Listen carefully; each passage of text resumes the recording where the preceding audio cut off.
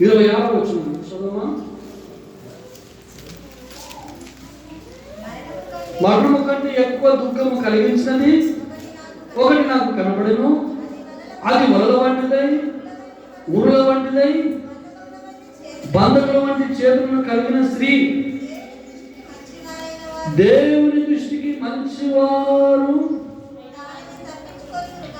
దేవుని మంచివారైన వారు దాన్ని తప్పించుదురు కానీ పాపాత్ములు దాని వలన పట్టబడుదురు. స్త్రీ అంటే పాపం.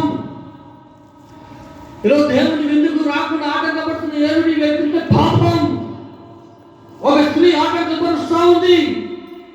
ఆ స్త్రీ వెంట తిరుగుతా సమయాన్ని అంతా వృధా చేసుకుంటూ లోకంలో పడి తిరుగుతూ దేవుడు విందుకు, ఆ గొప్ప విందుకు రాకుండా ఆటంకపరుస్తున్న వ్యక్తి ఈ రోజులో ఎవరు ఎక్కువ అంటే స్త్రీలు ఆటంకపరుస్తున్నారంట. ఈ స్త్రీ అంటే పాపం. పాపం ఆటంకపరుస్తుంది దేవుని విందుకు రాకుండా, దేవుని సన్నిధికి రాకుండా.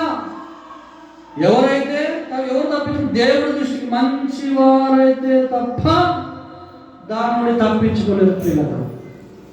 ఎవరైతే దేవుడి దృష్టికి మంచిగా ఉంటారో వారు మాత్రమే తప్పించుకుంటారు. మిగతా వాళ్ళందరూ దానిలో పడిపోతారంట. ఎవరి వల్ల పడిపోతారు? పాపం వల్ల పడిపోతారు. అది ఎక్కడి వరకు తీసుకుపోతుంది? మరణం వరకు తీసుకుపోతుంది. దాని మార్గములు ప్రేతాత్మలు, పాతాళం దాని మార్గము. దాని దగ్గర తీసుకుపోతే మనుషుడు రాగలడా? చెప్పమా, వస్తారా?